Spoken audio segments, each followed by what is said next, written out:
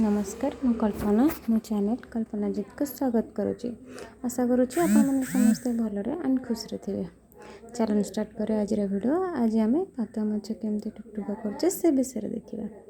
मो सासू माँ का हाथ रंधा चलतु। फास्ट आम गोटे पियाज को एमती लंबा लंबा कर काटिदेबा। 4-5टा कंचा लंका एमती काटिदेबा। सेपटे छोट छोट पातुआ माछ को धोईकी रखिदे। तापर गोटे बैगण को एमती लंबा लंबा करके काटिदेबा। चाहिए आप बैगण पकई पारे मत पकई पारे चाहे आपंक ऊपर डिपेंड करे आप जहाँ करें। देन तापर गैस लगे कड़ाई बसवा तेल गरम करवा अल्प सोरिष पकेबा। सोरिष टिके फुटीगला सोरिष फुटीगला पियाज पकेबा। पियाज देखिए अल्प टिके टिके हो पूरा हेनी कि पूरा बाचबनी अल्प टिके टिके हेले तापर से पातुआ माछ पकेबा। जहाँफल कि पातुआ माछ सह पियाजटा भाजी हे भलसे खेल पकेबे। मीडियम फ्लेम रे रखिए लो करें।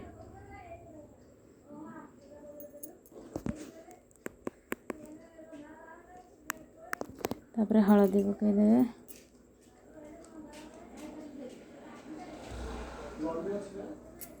लुण पकईदे लंका गुंड पकईदे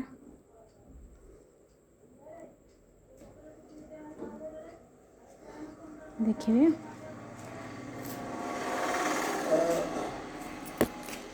टिके समय पर धीरे धीरे लेउटेबे तर तर हेबनी ना भांगी जीव।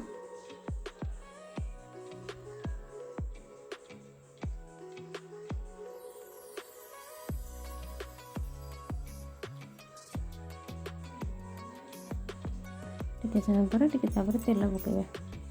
तापर बेसर बाटिक रखिथे सोरिष टिके जीरा रसुण शुखला लंका सब मसला गोटे प्रिपेरेसन रखिए। टे चाहिए पियाज पकईकि बाटी पारे। देखिए टिके कलर चेंज होगी एमती बड़ बड़िया होगला आप बाटी रखिदेबा। तापर बेसर को पकेबे। तापर बेसर लगे पानी टिके देते जी आप पानी देवे से फुटब ना तो पानी टिके देवे। ताको छाड़देवे हाई फ्लेम रे।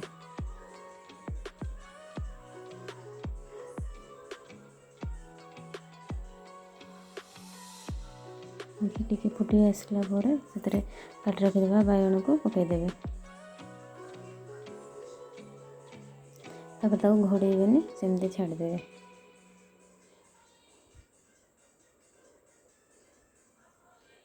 हाई फ्लेम रे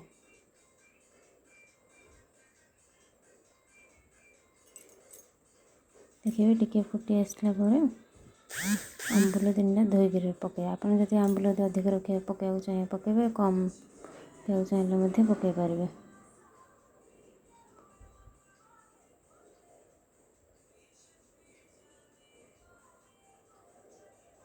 पकईदेवे टे सीझा अधा सीझ थो समय पकईले यहाँ पूरा परफेक्ट हम।